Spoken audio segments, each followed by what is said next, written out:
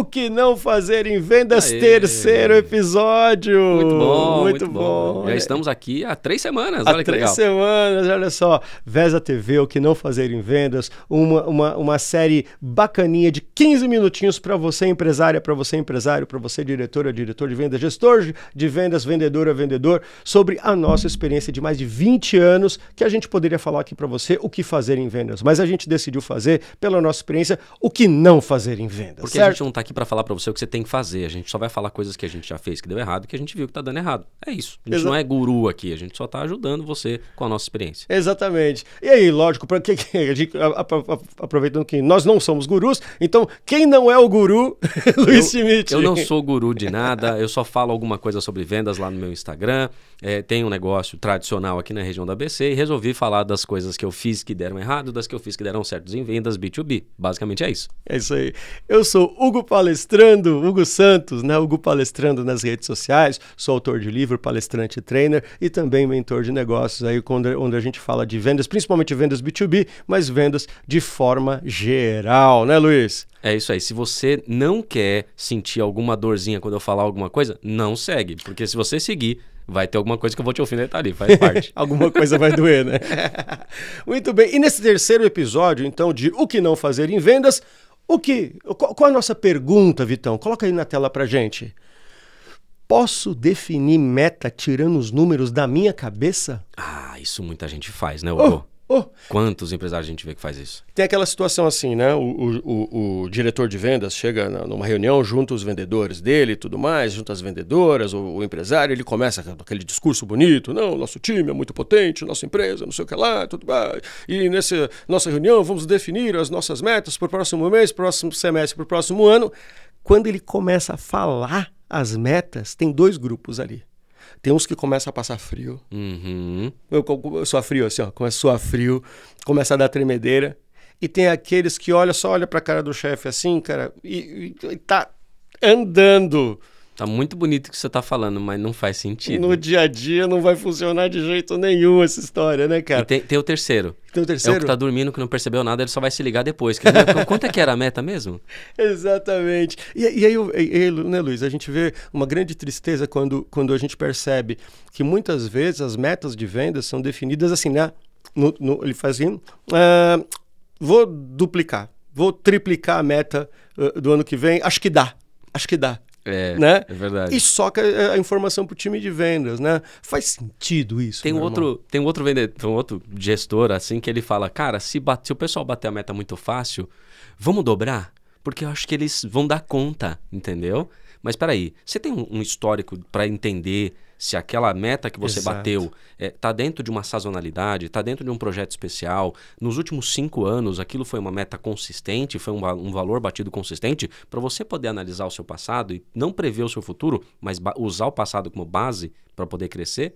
Exatamente. E meta, né, Luiz, é uma coisa que é muito interessante porque ela pode ser uma dádiva ou pode ser uma desgraça na empresa. Sim. A meta de vendas ela é uma dádiva quando ela coloca o teu time coeso em direção a alcançar um número, a alcançar uma condição. Quando ela tem motivo de ser alcançada, quando ela pode ser, mesmo com bastante esforço, ela pode ser uma coisa alcançável. Isso é importante, porque você coloca a empresa inteira numa direção. Agora, ela é uma desgraça quando ela... E aqui tem 2 ou 3 pontos, né, que a gente vai puxar. Primeiro, se ela é inalcançável frente às condições que a empresa tem, legal. Segundo comunicada de qualquer forma, porque às vezes a meta é até boa, mas ela é mal comunicada, né? E terceira, quando ela é complicada demais. Olha só, Hugo, imagina que o Usain Bolt tivesse agora uma meta de aumentar o recorde mundial em 10 minutos. É uma meta absurdamente doida. Por quê? Porque vai quebrar o cara no treinamento, vai quebrar o cara no processo para ele chegar lá. Então não dá pra gente desassociar área comercial de esporte, porque ali a gente está falando de performance, né? Quando a gente está falando, por exemplo, de trazer uma meta que vai quebrar o time, será que a minha produção tem capacidade de produzir? E se eu vender o dobro, eu vou conseguir entregar o dobro? E aí é onde você fala que pode ser uma desgraça, pode arruinar a empresa, cara, arruinar ela no mercado, fazer com que ela não entregue, com que os clientes fiquem insatisfeitos. Vendas É uma questão de expectativa. Quando você vende alguma coisa, você está gerando no outro ali uma expectativa, que é uma expectativa que o que você usa para entregar? Um playbook, uma ideia de produto ou de serviço que você tem certeza que você vai conseguir entregar. É isso. Exatamente, exatamente. Sabe uma coisa que a gente, inclusive teremos episódios falando não só sobre expectativa, mas sobre entrega de valor também, aqui no Que Não Fazer em Vendas. Uma coisa muito importante que você trouxe, a questão da expectativa, porque assim, vendas, no momento da venda, você está elevando a expectativa do cliente. Se na hora de entregar, você entrega muito menos do que essa expectativa gerada, você tem o que eu chamo de venda fósforo. Você vendeu uma vez para aquele cliente, só que a experiência dele foi tão ruim que não adianta riscar esse fósforo de novo, não adianta voltar nesse cliente, que ele vai te odiar pro resto da vida. Verdade. Então, nós precisamos criar relacionamentos consistentes. E a definição de meta também nos ajuda nisso, de compor ela de um jeito que seja importante, né? Então, o que a gente está falando aqui, então, é que não vale tirar da cartola a meta de vendas a ser colocada, certo, Luiz? E aí vamos entender uma coisa, né? Se a minha meta de vendas ela tá somente igual à inflação, a minha empresa está patinando. Exato. Eu quero uma venda maior do que isso, legal. Então a minha venda ela tá ligada, por exemplo, ao que eu tenho que fazer de esforço de marketing para trazer leads, ao que eu tenho que fazer de processo para ele ser mais rápido. Eu entendi onde eu estou perdendo para poder melhorar aquele processo, eu consegui entregar dentro de um processo de vendas uma meta razoável, ou você está só entregando para o vendedor e falando assim, você vai ter que vender mais, boa sorte para você, porque é vendedor que faz o seu próprio resultado? Não é bem por aí. E meta também é uma questão financeira, né? O quanto que a empresa quer ter de dinheiro no final.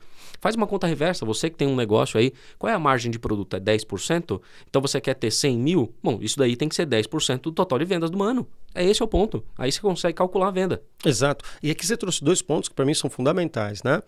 Vender por vender é difícil, mas vender com lucro, irmão, é mais desafiador ainda. E empresas que vendem de qualquer jeito, que vendem venda ruim, não existe venda ruim, existe sim. E venda com margem exprimida num mundo que muda o tempo inteiro é um problema. Então, metas de vendas também tem que incluir lucratividade, margem de contribuição, crescimento, porque é isso que gera prosperidade para as empresas, não é só a venda, é o lucro que a venda traz. E aí tem um outro ponto bacana, né? Não adianta eu colocar a meta de venda entendendo que eu só vou medir o que foi vendido. A minha meta de venda também tem que estar a quantidade de leads que eu coloco na minha base, a quantidade de reuniões que eu faço, a quantidade de contatos que eu trago, de propostas que eu realizo. E aí sim eu vou fazer a meta do processo e não a meta da venda. E aqui então, o que você falou, eu gosto muito de falar o seguinte, né? A gente está falando de meta, mas no final a gente está falando de métrica. Boa. Né? Que meta às vezes é uma coisa final só, mas quando a gente fala métrica tem diversos números que você vai apontando ao longo da tua operação. Vê se concorda comigo, eu basicamente divido as métricas de vendas em 2 tipos: métricas de desempenho e métricas de resultado. Boa. Métrica de desempenho: quantos leads, quantas ligações, quantas reuniões feitas, né? Quantos clientes da carteira contactados, isso é a métrica de desempenho. Métrica de resultado: quantas propostas colocadas, quantas negociações fechadas, quantas oportunidades geradas, já estou olhando mais aqui. E aí por que eu gosto de olhar dessa forma? Tem vendedor que naquele período não está vendendo direito. Eu vou lá e olho as métricas de resultado, que estão baixas. Mas às vezes quando eu olho as métricas de desempenho, esse vendedor está prospectando, está indo atrás, está fazendo contato com o cliente, está botando proposta boa, ele tem movimentação. Para essa vendedora, para esse vendedor, eu vou fazer coach para ele. Sim. Vou pegar esse cara, ajudar ele a pegar esse desempenho e transformar em resultado. Tem muito gestor que é feridinho com o negócio de coach, porque talvez ele tá olhando na internet, vendo um monte de gente que tá falando bobeira, e ele fala assim, não vou fazer isso com o meu time não, porque isso não serve. Entenda que quem tem que fazer coach é você, e você tem que coachar o seu time. Exato. Se você tem um time e não coacheia o seu time, não dá bases, não dá conhecimento emocional para o seu time, quem tá perdendo é você.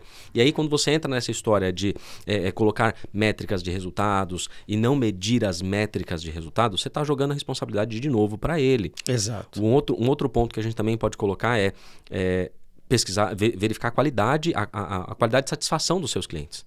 Como que está o índice de satisfação dos seus clientes? Isso. Eu costumo dizer o seguinte, se você trabalhasse com agricultura, o vendedor que não colheu naquele mês, ele foi um vendedor ruim, mas ele plantou todas as sementes que você vai colher daqui a 2, 3 meses. Isso. Então, se a gente fizer uma analogia em relação à agricultura, tem momentos que você planta, tem momentos que você colhe, mas se você não mede quantas sementes você plantou, você não vai conseguir saber quantos frutos você vai colher. Exato.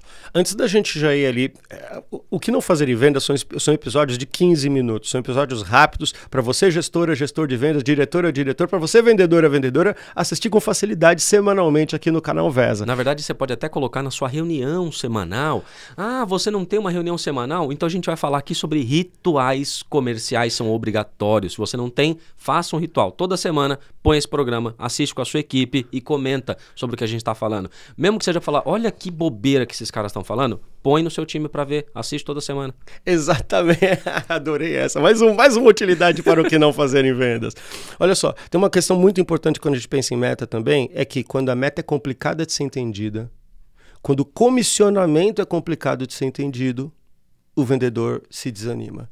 Então, não, nossa meta aqui é tanto na carteira atual, tanto de cliente novo, mas com margem de contribuição tal, com desconto tal, e vezes 10 dá 3 pulinhos, aí você acha a meta no final. O vendedor olha para isso e fala assim, cara, se eu não consigo compreender, eu não consigo lutar a favor. Cara, tem departamento de vendas que parece aqueles programas de domingo que o cara tem que fazer várias coisas em 1 minuto. E ele fala, agora você ganhou 5 mil, agora você ganhou 10 mil. E aí parece que ele tá ali num jogo entre o empreendedor, que não quer pagar comissão, e o vendedor, que ele tem que fazer tudo aqui se vira nos 35, nos 40 minutos ali, para conseguir fazer a venda. Gente, vamos lá. Comissão é direito do vendedor. O vendedor não trabalha para ficar na linearidade. Se você tem vendedor e não gosta de pagar comissão, saiba que o seu vendedor, ele não quer performar. E você também não. Ah, eu não vou pagar comissão e tal. Você não sabe fazer conta. Começa a fazer conta no escalar. Começa a fazer conta porque é o que o Hugo está falando. Se o vendedor faz a venda, ele fala assim, cara, se eu vender um copo, eu vou ganhar R$100, eu preciso comprar um computador que custa R$3.000, quantos copos eu preciso vender? Essa é a conta que ele vai fazer. Se você não gosta de pagar comissão, na boa, reveja os seus conceitos, porque você não está querendo vender. É isso aí, é isso aí. Olha só, antes da gente chegar nas considerações finais aqui, eu vou pedir para colocar um QR Code na tela. Assim, um QR Codezinho que assim, quer falar com o Luiz Schmidt, quer falar comigo, vai lá ler esse QR Code, tem os nossos dados das nossas redes sociais ali, de alguns pontos de contato, e também de alguns conteúdos que a gente faz, né, que a gente desenvolve sobre a temática de vendas, sobre outras temáticas também. Se você tem alguma coisa que está incomodando ali a tua equipe, você fala, puxa, faz o seguinte, manda uma mensagem pro Hugo, manda uma mensagem para mim e fala assim, cara, fala sobre esse assunto que, poxa, aqui na minha empresa não tá tão legal. Chama a gente traz aqui para o episódio, vai falar sobre isso, nós podemos ser ali os porta-vozes da sua dor. Exatamente, exatamente. E olha só, Vitão, então coloca pra gente aí, então, o tema do episódio de novo, que não fazer em vendas, né? Então a gente tá falando, posso definir meta tirando números da minha cabeça? Então, o que não fazer em venda, episódio 3. Achar que meta de venda é coisa feita no rascunho e comunicada de qualquer jeito pro time. De maneira nenhuma, de maneira nenhuma. Você tem que ter algum tipo de métrica para calcular a sua meta,